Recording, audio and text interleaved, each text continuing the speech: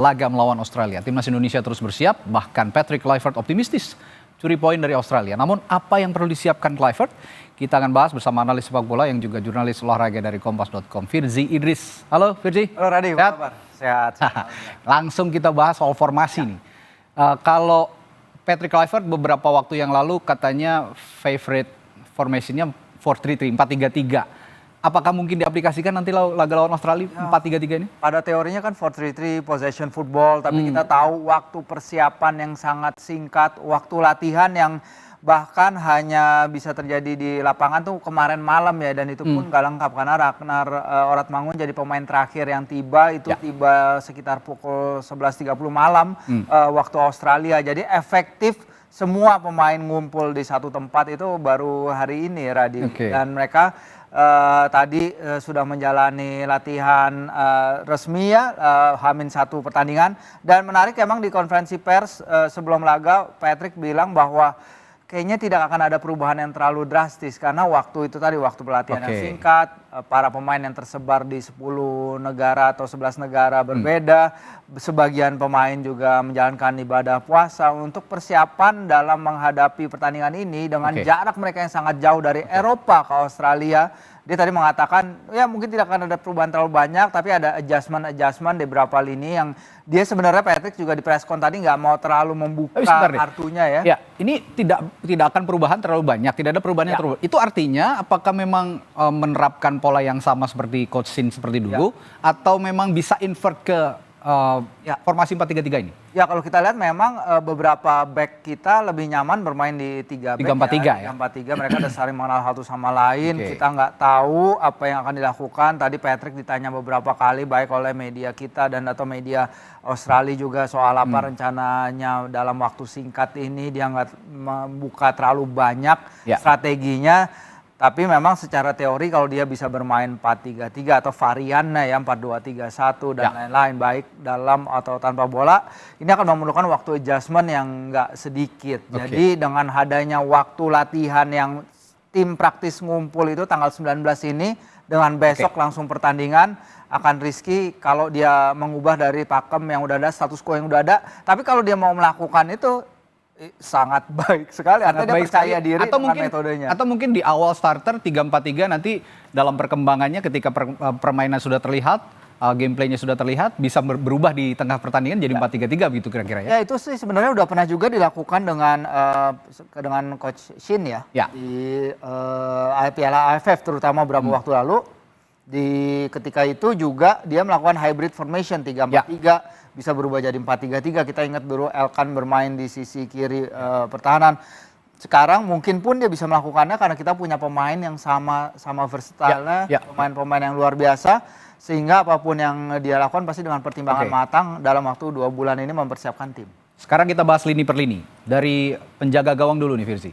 Ada nama Martin Pas, Nadeo Argawinata, Hernando Ari, dan ini nih yang paling diwaspadai timnas Australia seperti ini. Karena punya Emil Audero Mulyadi ini punya statistik yang mentereng. Dia pernah bermain di Inter Milan, di Juventus, Sampdoria, di Como, bahkan sekarang di Palermo.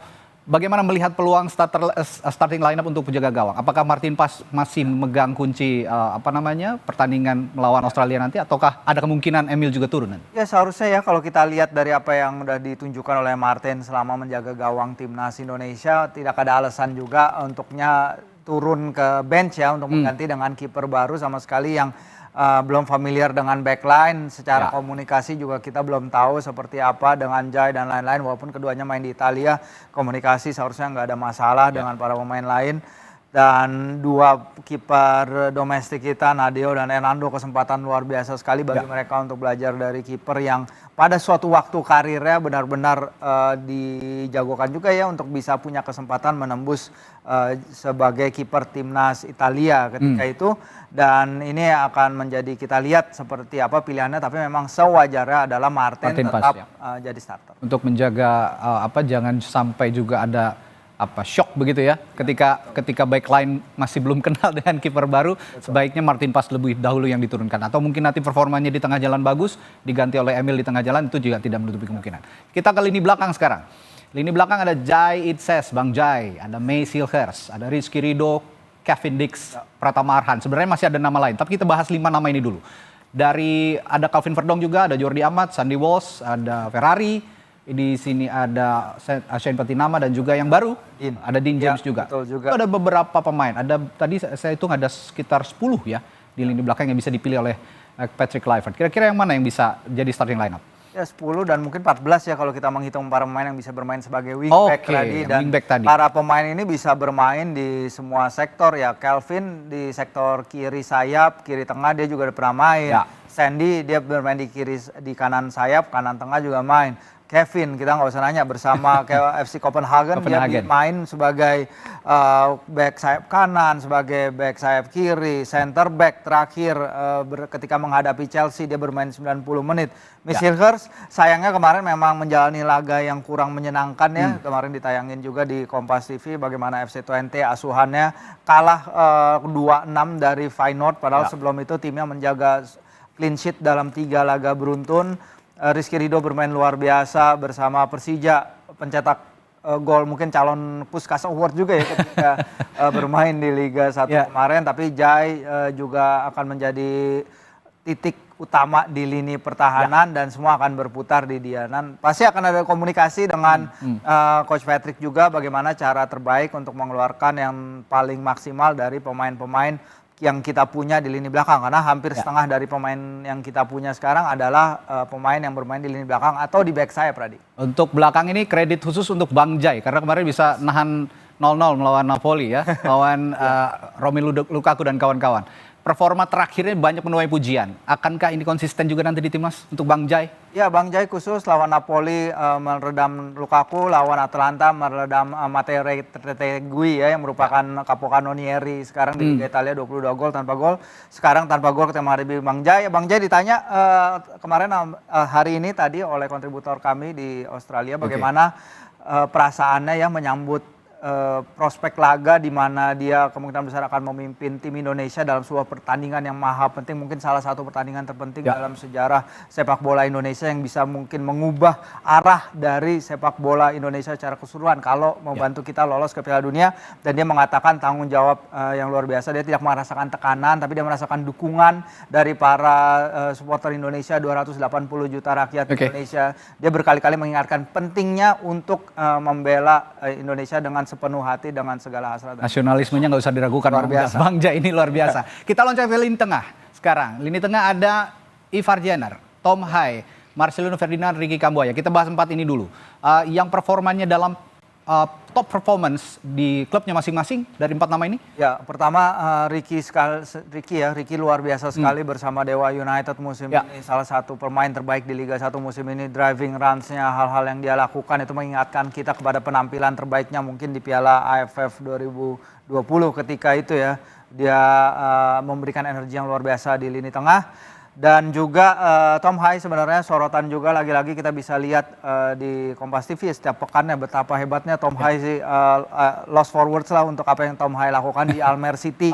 Yang timnya lagi struggling Radi, tapi dia sendiri menurut saya memberikan suatu individual performance yang sangat luar biasa sekali. Visinya luar biasanya, umpan-umpan, technical ability untuk melepas umpan-umpan itu sangat spesial. Dan nanti kita juga lihat apakah kehadiran Joey Pelupesi ini bisa memberikan suatu tambahan keamanan ya di belakang ya, karena dia sebagai destroyer, sebagai number 6 lawas bagi Tom Hai untuk lebih keluar kreativitas. Ya, kemampuan Tom Hai ini mudah-mudahan nanti applicable di timnas. Kita lihat pemain tengah lainnya. Ada Joey Pelupesi, ini penghuni nama baru penghuni timnas, lalu Nathan Choaon dan Eliano Reinders. Dari 3 orang ini tadi juga kita bahas ada Tom Hai yang punya posisi jangkar. Dari 3 orang ini ada juga yang punya posisi penting, Virsi, kira-kira seperti Nathan ya? Ya, Joey kayaknya dengan waktu bermain dia di Lommel yang jauh lebih banyak daripada Nathan ya. Sangat disayangkan memang Nathan hanya bermain sekitar 2 menit, 3 menit gitu bersama Swansea musim ini. Sepanjang 2025 dia belum bermain. Ini menjadi tantangan juga bagaimana dia harus mendapatkan minutes play, karena Coach Patrick sudah mengatakan minutes play akan berpengaruh ya, terutama terkait match fitness. Dan disinilah kita lihat kehadiran Joey, mungkin dia bisa memberikan baja tambahan, that extra steal di lapangan tengah untuk menambal. Kita tahu ketika melawan Arab Saudi pada babak kedua, lini tengah kita banyak diserang lewat direct runs. lawan Australia di laga pertama juga sama, dan ini merupakan peran penting kalau dia dipercaya. Bisa menyeimbangkan depan dan belakang sepertinya Nyong Ambon satu ini, Joey Pelupesi. Kita langsung ke lini depan. Lini depan ada nama Rafael Struijk, Ramadan Sananta, Hoki Caraka, Septian Satria Bagaskara, Ole Romeni. Ini juga satu orang ini, Ole Romeni ini saudara merupakan pemain yang rekrutan baru timnas begitu ya, yang bermain di Oxford, yang juga sepertinya akan menjalani debutnya ya di timnas nanti melawan Australia. Kurang lebih tampaknya seperti itu, karena kalau kita lihat komposisi skuad Garuda sekarang tanpa Ragnar Oratmangun ya pasti akan ada ada suatu slot yang terbuka di situ ya, Radi, untuk memecah gawang lawan. Kita tahu mencetak gol lewat para penyerang ini merupakan suatu tantangan bagi tim nasional. Top scorer kita adalah Marcelino Ferdinand, itu dia juga mencetak golnya dalam 2 golnya dalam satu laga lawan Arab Saudi. Para penyerang harus bisa lebih berkontribusi. Saya pernah bertanya itu juga kepada Sandy Walsh, apa yang harus dilakukan kalau misalnya para penyerang buntu ya. Sandy mengatakan bahwa ini adalah kerja seluruh tim untuk membantu mencetak gol. Tapi kalau ada Romeni mungkin kita bisa akan punya that focal point serangan lagi yang tentunya akan berharga sekali. Dan shout out juga ke Septian Bagaskara ya. Setelah beberapa musim luar biasa bersama Persik di liga-liga bawah, sekarang dia juga menjadi penyerang yang luar biasa juga bersama Dewa United. Saya yang tertarik juga ada pernyataan dari pelatih Australia. Indonesia is totally different nowadays katanya. Jadi ini sepertinya juga skuad Garuda jadi ancaman juga. Ditambah saya mencatat setidaknya ada 10 ya pemain Australia yang mengalami cedera. Tulang punggungnya ada Harry Soter yang bermain di Leicester City, ada Alessandro Sirkati, Hayden Matthews, Jordan Boss, lalu juga Thomas Deng dan juga yang lain-lain. Bagaimana dengan kondisi Australia yang dengan ada 10 pemain yang mengalami cedera ini? Ya, Connor Metcalf juga absen. Pertama Soutar dan juga Sirkati adalah back utama mereka ya ketika main di GBK. Cameron Burgess memang masih ada, tapi yang juga jadi ancaman adalah menurut saya Kusini Yengi ya. Walaupun memang dia udah kembali dari cedera, tapi dia belum komplit 90 menit. Bahkan Yengi hanya bermain 3 kali dan kurang dari 100 menit bersama Portsmouth sejak November. Jadi striker yang di ronde laga terakhir, Radi, dia mencetak 2 gol lawan Bahrain, termasuk gol penyelamat di injury time, tapi sekarang dia datang ke laga kurang fit. Tadi pelatih Popovic juga ditanya bagaimana soal Yengi, dia kekurangan match fitness, baru balik dari cedera, dan Popovic bilang ya lumayan, dia kemarin bermain 68 menit dan di sesi-sesi latihan dia terlihat tajam. Jadi harapannya memang tetap ada di lini depan bersama Yengi, dan juga striker yang nggak dibawa mereka adalah Duke Mitchell ya. Mitchell itu adalah seorang striker gaek ya, 34 tahun, bermain juga ketika di Jakarta ketika itu. Tapi memang lack of game time dia jadi pertimbangan Popovic untuk nggak membawa sang penyerang. Jadi ya ada celah yang mungkin bisa dimanfaatkan oleh para pemain Garuda di laga nanti. Ya, dengan cedera 10 pemain Australia ini bolehlah kita sedikit cyber ya buat Australia, buat skuad Indonesia seperti kata Popovic tadi, it's totally different nowadays. Jadi harapan besar ada di timnas yang akan bermain besok melawan Australia. Kita berdoa bersama ya bisa menang lah ya. Kalau seri jadi target ya, kalau menang kan harapannya lebih tinggi. Sebenarnya ya. Lolos ke Piala Dunia nanti. Ya, karena Coach Ferry kan menargetkan 4 poin ya. 1 dari Sydney dan 3 lawan Bahrain. Jadi kalau kita bisa melebihi target 1 poin itu akan sangat-sangat luar biasa. Jadi let's stick ke target 1 poin. Oke, let's stick ke target dulu. Kecewa, ya meskipun nanti juga kalau memang target itu bisa terlampau ya, nah pasti semua akan happy gitu ya kira-kira. Terima kasih analisisnya Firzi. Nanti kita besok sama-sama nonton bareng lah ya. Kita juga kantor kayaknya akan ada nonton bareng nih rame-rame. Terima kasih sekali lagi, dan saudara, itu tadi bahasan soal timnas. Kita tinggalkan bahasan timnas, dan setelah jeda masih ada bahasan lainnya di Sapa Indonesia Malam. Salah satunya sehari sebelum pengesahan Presiden Prabowo bertemu dengan pimpinan DPR dan Komisi 1 membahas RUU TNI. Ketua Komisi 1 DPR fraksi PDI Perjuangan Utut Adianto membenarkan pertemuan di Istana Rabu siang terkait pembahasan ini.